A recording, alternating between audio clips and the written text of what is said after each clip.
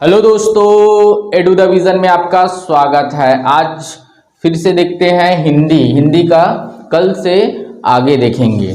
Clear है दोस्तों। कल देखे थे व्यंजन का वर्गीकरण में देखे थे प्रयत्न के आधार पर, और उसके पहले देखे थे क्या सामान्य आधार पर। तो आज देखेंगे किसके आधार पर, घोष या घोषत्व के आधार पर हम क्या करेंगे, वर्गीकरण करेंगे।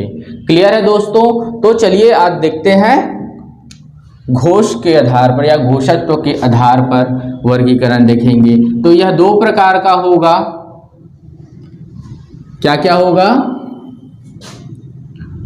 अघोष और क्या होगा, सघोष। इसी को बोलते हैं घोष। क्लियर है दोस्तों। ये ऐसा रहेगा, ये वाला शब्द है घोष। क्लियर है दोस्तों। तो हमने देखा था इनका फॉर्मेट, आसान तरीके से समझने की कोशिश करेंगे इसको। तो हम एक पंजे के फॉर्मेट बनाएंगे, ठीक है, वो भी हमारा राइट हैंड, ये वाली राइट हैंड का फॉर्मेट में हम क्या करेंगे, इसको लिखते हुए चलेंगे। सबसे पहले हम क्या करेंगे, अपने पंजे के फॉर्मेट में इसको बनाएंगे। ठीक है दोस्तों, ये ऐसे पंजे के फॉर्मेट में बना लेंगे ताकि हमको एक डायग्राम बना लेंगे ताकि हमको समझने में आसानी हो। क्लियर है। राइट हैंड का बनाना है और सभी वर्णों को क्या कर लेंगे, क ख ग घ अंग, तो ऐसे सबको लिख लेंगे। चलिए लिख देता हूं।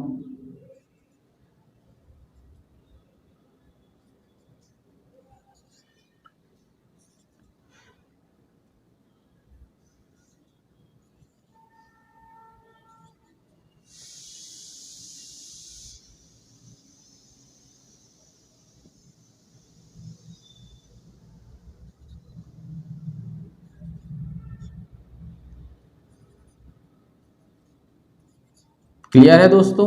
ये मैं सभी को क्या किया, इसमें पंजे के फॉर्मेट में क्या किया, अरेंज कर दिया। तो सबसे पहले देखते हैं अघोष कौन होगा और सघोष कौन होगा।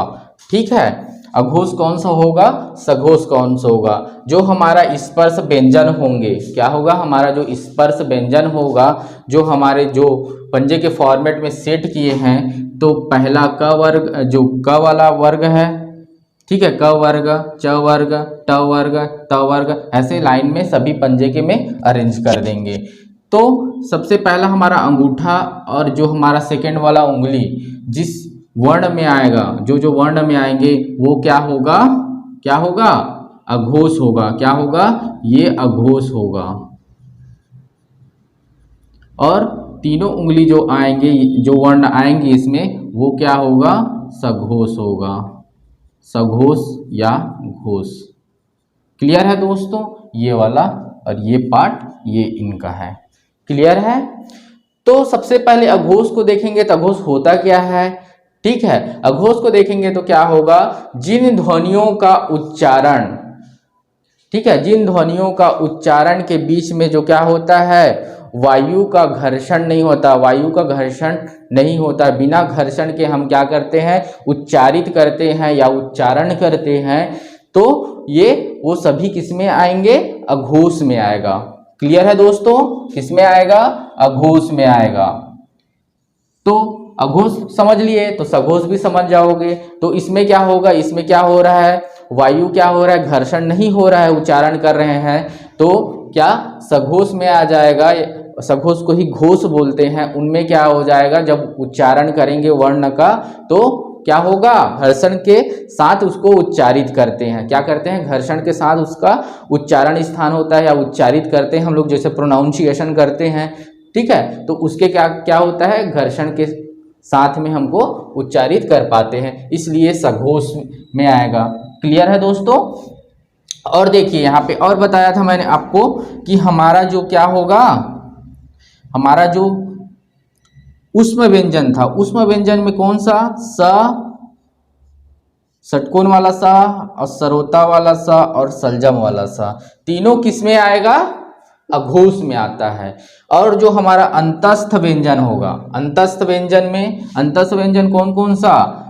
उष्म व्यंजन का ह, उष्म व्यंजन में ह को छोड़ देंगे, जो किस में आएगा? अघोष में। और जो ह है वो किस में आएगा? सघोष में। तो ह को ले लेते हैं सघोष में, और क्या आएगा इसमें?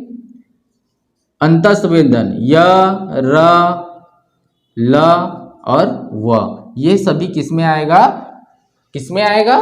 सघोष में आएंगे। क्लियर है? इस फॉर्मेट को आप थोड़ा सा अपने राइट हैंड को ही यूज करना है। राइट हैंड के फॉर्मेट में क, ख, ग, घ, अंगा, च, छ, ज, झ ऐसे सेट करना है आपको। और सेट करने के बाद जो जो वर्ण जिसमें आएंगे उसके बाद आप लोग इसको क्या करते थे? आइडेंटिफाई कर सकते हो। ठीक है, कौन सा घोष है और कौन सघोष है।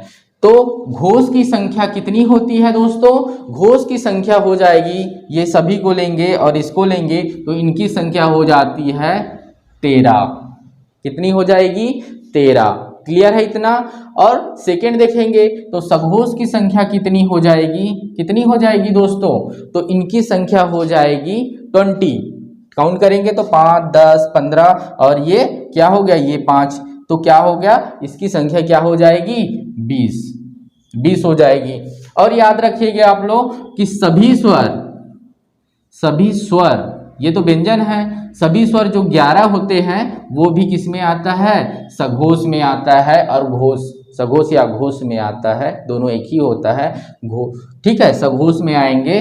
तो टोटल हम अगर करते हैं, हालांकि हम इसको टोटल कभी नहीं करेंगे, लेकिन टोटल करेंगे सघोष की संख्या तो क्या होगा? दोनों करेंगे तो 31 हो जाएगा। लेकिन कभी ये एग्जाम में नहीं पूछेगा, क्योंकि ये व्यंजन वाला पूछेगा कि कितने सघोष है। तो कितनी संख्या है? सघोष की संख्या है 20। इसको काउंट नहीं करना है ना, स्वर वाला। जब दोनों पूछेंगे तब काउंट कर सकते हो। ठीक है, क्वेश्चन को ध्यान से रीड करके बनाना है अगर कभी एग्जाम में आया तो। इतना क्लियर है? अब देखते हैं इनमें क्या होगा। क्या होगा? ये इसमें क्या होगा? घोष को ही बोलते हैं। इसमें केवल क्या होता है? गूंज या नांद, नांद का उपयोग होता है। केवल गूंज या नाद का उपयोग होता है। और अघोष में होगा केवल श्वास का। कौन किसका? केवल श्वास का उपयोग होता है। इतना क्लियर है? तो सघोष और अघोष हम देख चुके हैं। अब नेक्स्ट देखते हैं इसके आगे। ठीक है, ये 3 टाइप देख लिए हम लोग व्यंजन के वर्गीकरण में। पहला क्या देखे थे? सामान्य आधार पर। सेकेंड देख लिए प्रयत्न के आधार पर। अब देखे हैं क्या? आज देखे हैं क्या? घोषत्व के आधार पर। ठीक है, इसको घोषत्व लिख देता हूं टॉपिक में, घोषत्व के आधार पर, के आधार पर। ठीक है, ठीक है, इसको घोषत्व के आधार पर बोल सकते हैं। ठीक है, नेक्स्ट देखते हैं किसके आधार पर? प्राण के आधार पर। प्राण में क्या हो जाएगा? अल्प प्राण, महाप्राण। चलिए देखते हैं, प्राण के आधार पर देखेंगे तो क्या हो जाएगा? अल्प प्राण और महाप्राण। क्या होगा? चलिए नेक्स्ट मूव करते हैं अपन लोग। अल्प प्राण और महाप्राण, अल्प प्राण और महाप्राण। क्लियर है दोस्तों? प्राण वायु के आधार पर, यहाँ पे लिख देता हूँ, प्राण वायु के आधार पर। प्राण वायु के आधार पर हम लोग 2 भागों में बांट सकते हैं। ठीक है, किस किस भाग में? अल्प प्राण और महाप्राण। फिर से हमको क्या करना है? सघोष अघोष वाला क्या करना? फॉर्मेट यूज करना है। फिर पंजा बनाना है अपन को राइट हैंड का। पंजे के फॉर्मेट में इसको अरेंज करेंगे। क्या करेंगे? अरेंज करेंगे। ठीक है, जैसा भी बन रहा है आप लोग समझिए इसको। ठीक है, फिर से वही फॉर्मेट लिखते हैं।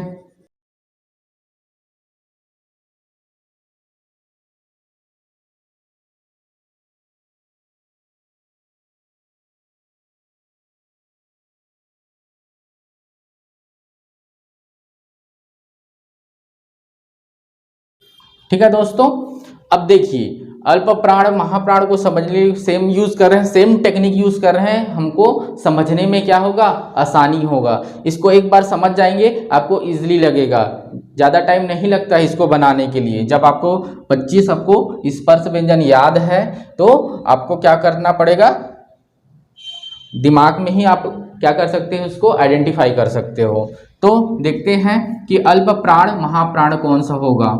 तो ये क वर्ग का पहला, ये सेकेंड, और ये तीसरा, ये चौथा, और ये पांचवा।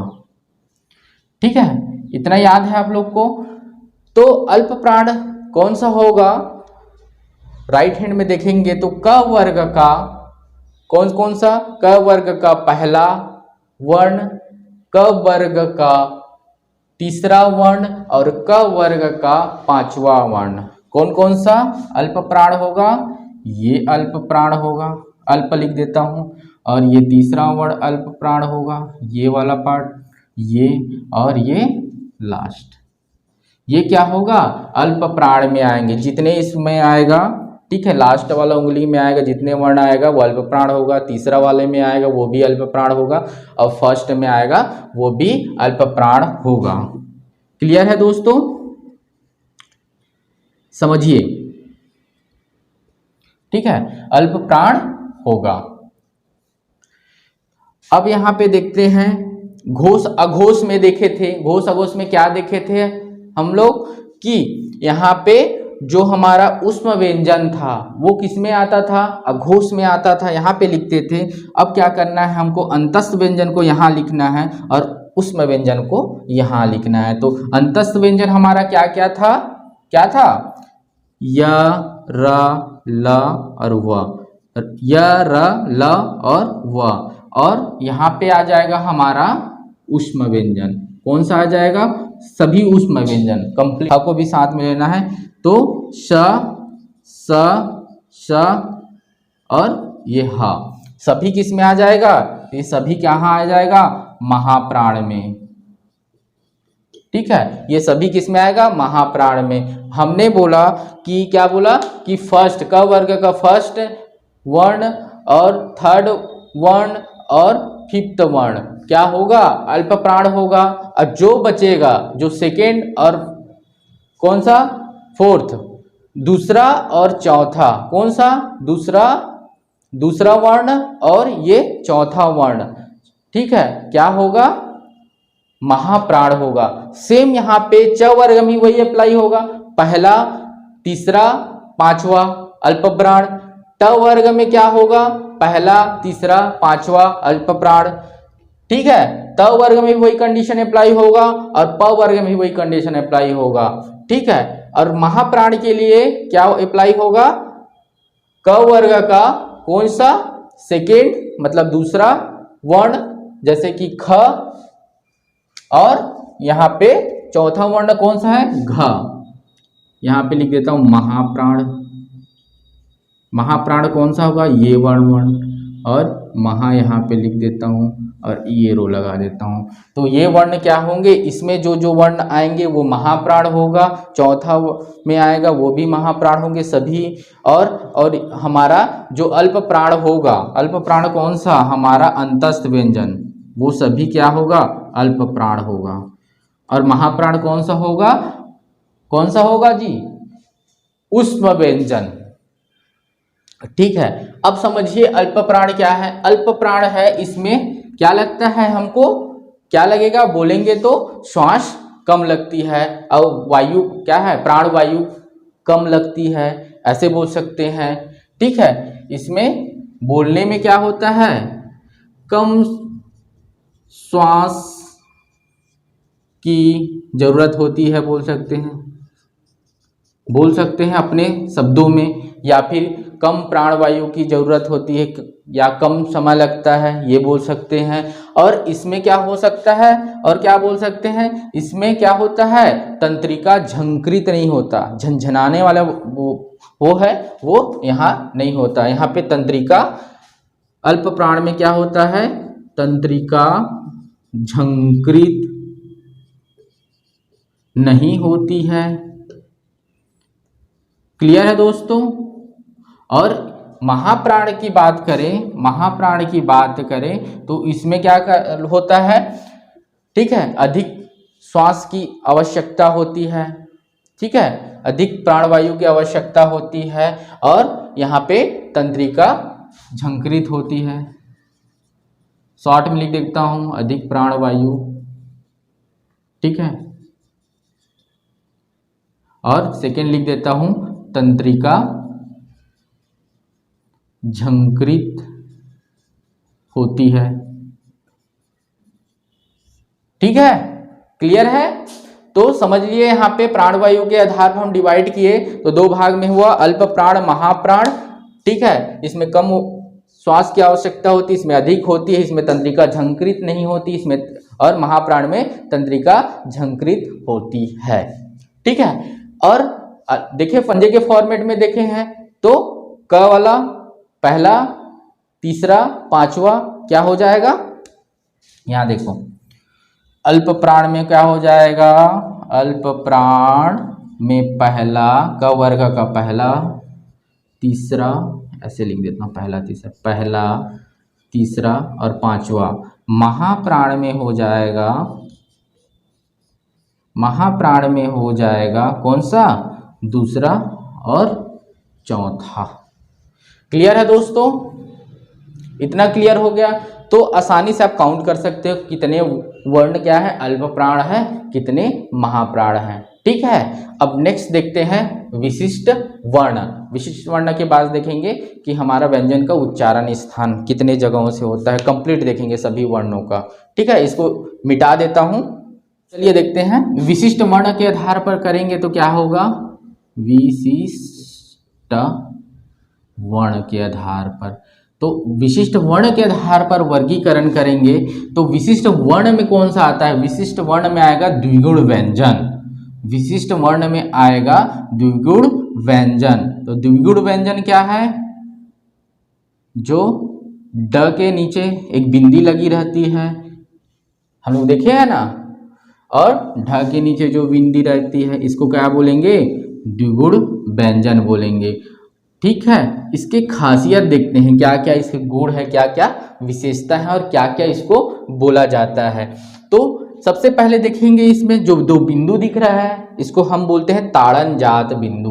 कौन सा बिंदु बोलते हैं, इसको ताड़नजात बोलते हैं। और एक और बिंदु देखे थे हम, जो यहाँ पे देखे थे ऐसे, उसको क्या बोलते हैं, अयोगवाह में उसको क्या बोलेंगे, अनुस्वार। और एक देखे थे यहाँ पे जो लास्ट में रहता है, ठीक है, उसको क्या बोलेंगे, विसर्ग, ठीक है। वैसे ये क्या होता है, बिंदु जो लगा है वह ताड़नजात बिंदु है, ठीक है। तो इसके बारे में देखते हैं,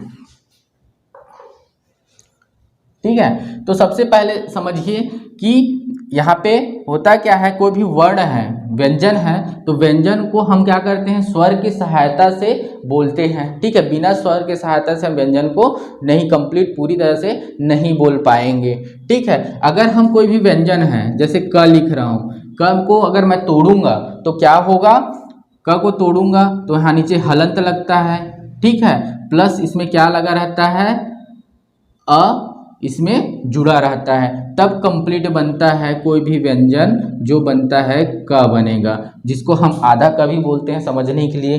तो जो हलंत है वो आधा है और यही जो व्यंजन है पूर्ण क्या व्यंजन है, और ये स्वर है, दोनों मिलकर क्या बनाएगा, कंप्लीट क बनाएगा, ठीक है। इसको तो हम अलग कर सकते हैं, बस यहाँ पे द्विगुण व्यंजन में, ठीक है, यहाँ पे द्विगुण व्यंजन में देखिए समझिए, यहाँ पे लगा है नीचे क्या ताड़नजात बिंदु लगा है, अगर मैं इसको क्या करूंगा, अलग करूंगा तो इसको मैं अलग नहीं कर पाऊंगा, यहाँ से मैं उसका अ ऐसे हलंत नहीं लगा सकता, ये क्या हो सकता है, कंप्लीटली रॉन्ग हो जाएगा, कंप्लीटली क्या हो जाएगा, ये गलत हो जाएगा, ठीक है। तो ऐसा व्यंजन जिसमें क्या करते हैं, हम क्या करते हैं, स्वर को अलग नहीं कर सकते हैं, ठीक है, इसके पास, ठीक है। तो इसको द्विगुण व्यंजन कहते हैं। और द्विगुण व्यंजन को क्या क्या बोला जाता है, चलो देखते हैं। सबसे पहले देखेंगे द्विगुण व्यंजन में क्या देखेंगे कि इसमें से अल्प प्राण कौन है, महाप्राण कौन है। तो जो पहला वाला है ये, वो क्या हो जाएगा, अल्प प्राण हो जाएगा, अल्प प्राण में आता है, और ये वाला आ जाएगा महाप्राण में। पहला, ये पहला समझो, ठीक है, अल्प प्राण महाप्राण देख लिए थे। और दोनों आएंगे, दोनों द्विगुण व्यंजन दो होगा, विशिष्ट वर्ण दो होगा, यहाँ पे लिख देता हूँ दो है। ठीक है, दोनों क्या होगा, दोनों क्या होगा कि किसमें आएगा, घोष या घोष, तो इसमें घोष में आएगा। ठीक है, सघोष में आएगा तो सघोष लिख देता हूँ। ठीक है, ये सघोष में आ जाएगा दोनों। क्लियर है दोस्तों? ठीक है, इतना तक क्लियर हुआ। चलिए देखते हैं, नेक्स्ट देखते हैं इसको बोलते क्या क्या है। सबसे पहले बोलते हैं, एग्जाम में बार बार यहाँ से क्वेश्चन आता है। सबसे पहले इसको बोला जाता है उच्छिप्त व्यंजन। क्या बोला जाता है? उत्क्षिप्त व्यंजन। ठीक है, पहले क्या, सबसे पहले क्या बोलेंगे इसको, देखते हैं। उच्छिप्त बोलते हैं। और क्या बोला जाएगा, इसको बोला जाएगा उच्छ्रिप्त। सेकेंड बोल सकते हैं इसको उच्छ्रिप्त। ठीक है, उच्छ्रिप्त ऐसे लिखते हैं इसको कंप्लीट। एक सेकेंड बोलेंगे। पहला बोलते हैं द्विगुण व्यंजन को या ताड़न जात, इसको विशिष्ट वर्णों को उच्छ्रिप्त। ठीक है, तीसरा बोल सकते हैं द्विगुण व्यंजन। द्विगुण व्यंजन भी बोला जाता है। और बोल सकते हैं ताड़न जात। ठीक है, ताड़न जात, ताड़न जात। और क्या बोल सकते हैं, और क्या बोल सकते हैं, संकर वर्ण, संकर वर्ण। ठीक है, और क्या बोल सकते हैं इसको, नवीन वर्ण। क्या बोल सकते हैं दोस्तों, नवीन वर्ण, नवीन वर्ण। क्लियर है? और बोल सकते हैं आधुनिक वर्ण, आधुनिक वर्ण। इतना बोल सकते हैं। एग्जाम में इसको बार बार पूछा गया है हमारे सीजी में, ये तो कंप्लीट पूछा गया जाता है। ताड़न जात भी पूछा गया है, द्विगुण व्यंजन भी पूछा गया है।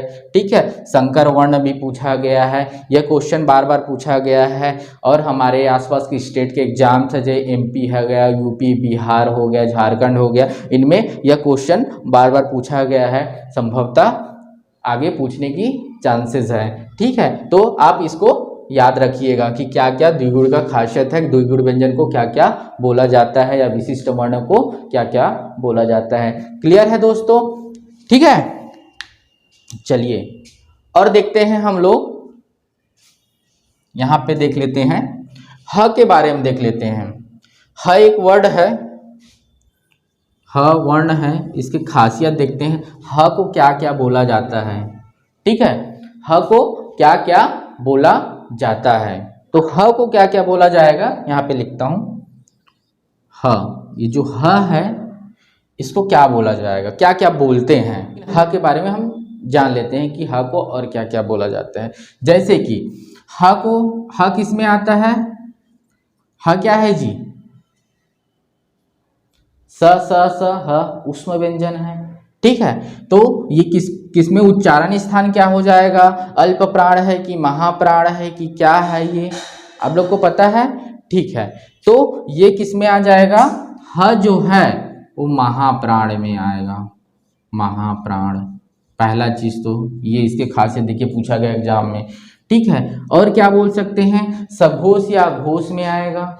किस में आएगा, ये सघोष में आता है। ठीक है, और क्या हो सकता है इसमें, ऊष्म व्यंजन है, ऊष्म बोल सकते हैं। ठीक है, संघर्षी है। क्लियर है दोस्तों, याद देखिएगा। और क्या बोल सकते हैं, ऊष्म संघर्षी, ऊष्म संघर्षी। क्या है, ऊष्म संघर्षी। ये एग्जाम में आया है ना। देखो अब बोलोगे सर ये ऊष्म अलग है, संघर्षी अलग है, ऊष्म संघर्षी, तो ये इसीलिए ह को स्पेशली बता रहा हूं कि ये पूछा गया है, आंसर भी लिया गया है। ठीक है, और क्या बोल सकते हैं इसको, उच्चारण स्थान कहाँ से होता है, ह का कंठ। उच्चारण स्थान कहाँ से होता है, ह का कंठ। ठीक है, महाप्राण है, सघोष है, ऊष्म है, ऊष्म संघर्षी है और संघर्षी भी है। कंठ भी है, कंठ से उच्चारण स्थान क्या है इनका, कंठ है। क्लियर है दोस्त। काकल्य क्या बोलेंगे इसको, काकल्य भी बोलते हैं, कंठ से बोलते हैं इसलिए काकल्य, ये भी क्लियर है। ठीक है, काकल्य बोलेंगे। और क्या बोला जाता है, काकल भी बोला जाता है, ये पूछा गया है ना, काकल कहीं न कहीं एग्जाम में पूछा गया है, अदर कंपटीशन एग्जाम में संभवतः ये पूछा जा सकता है। हमारा सीजी व्यापम जो है एक बार क्वेश्चन पेपर शेड करने के पहले आसपास के स्टेट के एग्जाम हुए रहते हैं, उनके पेपर को जरूर ही क्या करता है, रीड करता है, फॉलो करता है, तो संभवतः यह पूछा जा सकता है। ठीक है, ठीक है। ह के बारे में देख लिए अपन। अब देखते हैं, इतना तो समझ में आ गया हुआ विशिष्ट वर्ण ह को क्या क्या बोलते हैं। ठीक है, अब देखते हैं, आगे देखेंगे। ठीक है, स्वर और व्यंजन, व्यंजन का तो देखेंगे उच्चारण स्थान कहाँ है, साथ में हम क्या करते हैं, स्वर को इंक्लूड कर लेंगे, तो कंप्लीट हमारा जो वर्णमाला है उनका उच्चारण स्थान कहाँ कहाँ से होता है उसको ट्रिक के माध्यम से देखते हैं और याद करते हुए चलते हैं आसानी से सरलतम शब्दों में। ठीक है दोस्तों, ठीक है, इसको मिटा रहा हूँ। अभी देखे थे, जस्ट क्या देखे थे, अभी हम लोग देख चुके हैं विशिष्ट वर्ण के बारे में, ह के बारे में देख चुके हैं, और सभी वर्ण का क्या देखते हैं, अब एक एक करके क्या देखते हैं, उच्चारण स्थान देखते हैं और याद करने की कोशिश करते हैं। ठीक है, स्वर का तो देख चुके थे, जो 6 जगह से हम क्या करते हैं, उच्चारण स्थान है। ठीक है, और व्यंजन का भी एक साथ देख लेते हैं। ठीक है, तो पहला देखते हैं, स्पर्श व्यंजन में देखे थे कंठ, ऐसा बना देता हूं आप लोग के लिए, है ना, उच्चारण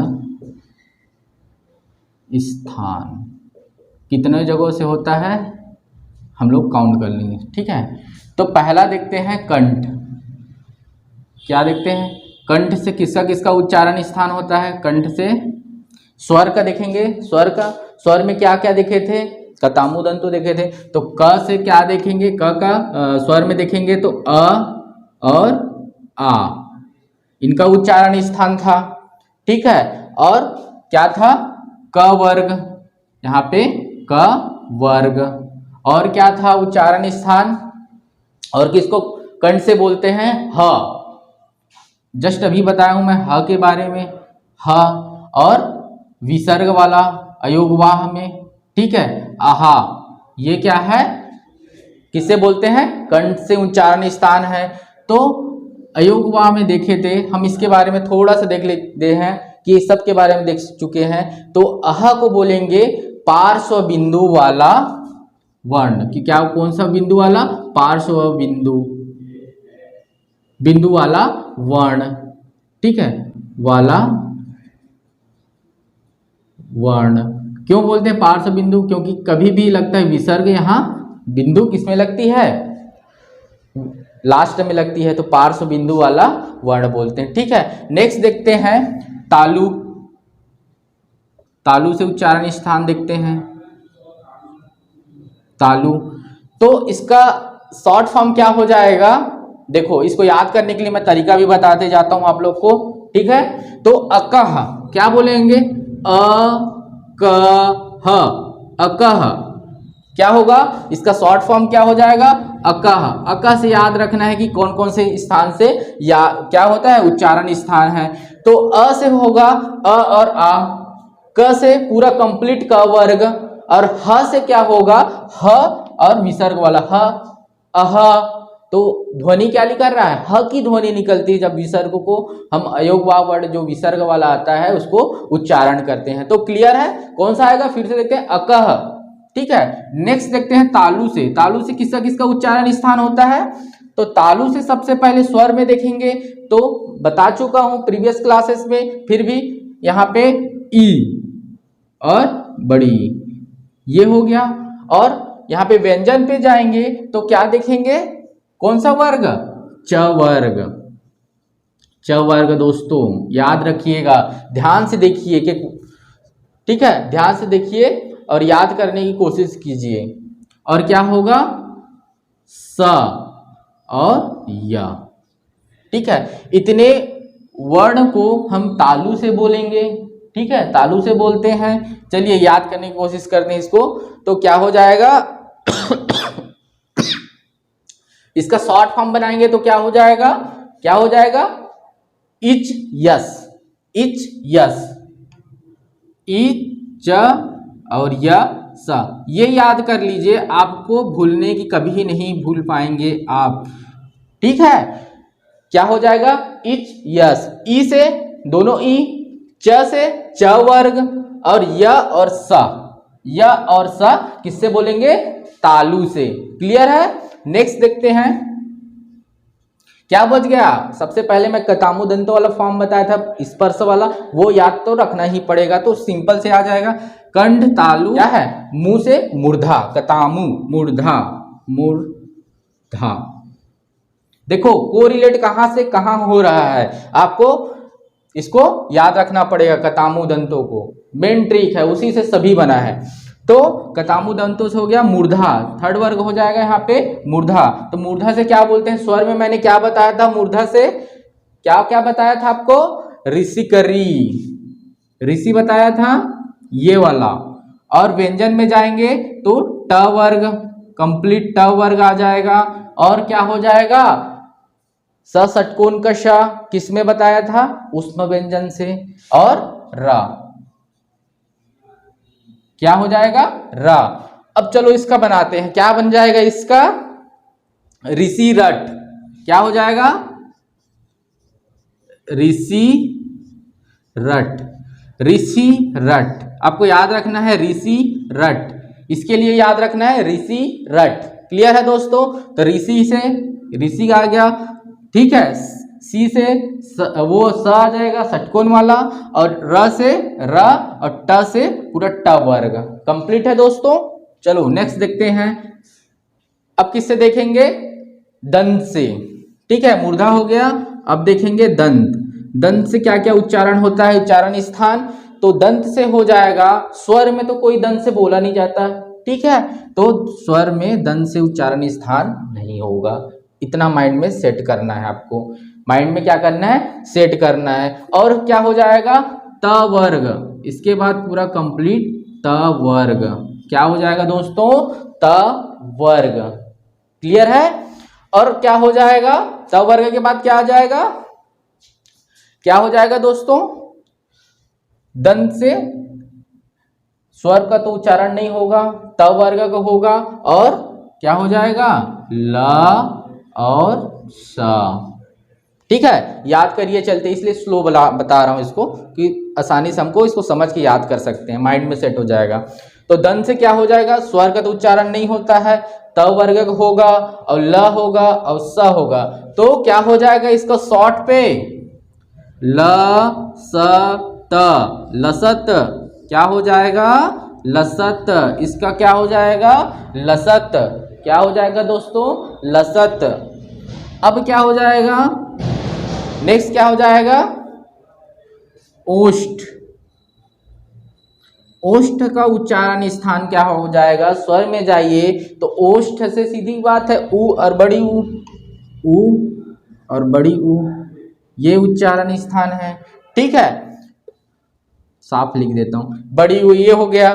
और कौन सा वर्ग मिलेगा हमको, ओष्ठ से कौन सा वर्ग मिलेगा दोस्तों, तो क्या क्या हो गया, त हो गया, क च ट ट और त, और क्या बच गया, प वर्ग। ठीक है, सीरियल फॉलो करिएगा, ठीक है। प वर्ग इतना होगा, ओष्ठ से हम लोग इतना ही बोलेंगे। तो इनका शॉर्ट क्या हो जाएगा, उप। क्या हो जाएगा, उप। उ से उ, दोनों उ आ गया, और प से प वर्ग। ठीक है, तो ओष्ठ से क्या हो जाएगा, प वर्ग। ठीक है, और नेक्स्ट देखते हैं इसके बाद उच्चारण स्थान। और क्या हो जाएगा, क्या क्या बच गया, स्वर को याद करिए, कंठ और तालु को जोड़े थे, तो क्या हो गया, कंठ तालु। तो क्या हो जाएगा, कंठ तालव्य से देखते हैं, कंठ तालु जोड़ेंगे तो क्या हो जाएगा, कंठ तालव्य। कंठ तालव्य से क्या क्या बोले थे, याद है आपको, बनाए थे, ऐसे बनाए थे ना, धन ई बन के क्या हो गया था, ए। तो ये हो जाएगा दोनों ए, ये ए और ये ऐ, ये क्या होगा, कर्ण तालव्य में आएगा। और याद करिए फर्स्ट क्लास जो स्वर वाला वर्गीकरण था, तो कंठ और क्या ओष्ठ को मिला के क्या बनाए थे, कंठोष्ठ। क्या बनाए थे दोस्तों, कंठोष्ठ। कंठोष्ठ, कंठोष्ठ में क्या बनाए थे, याद आया आपको अब,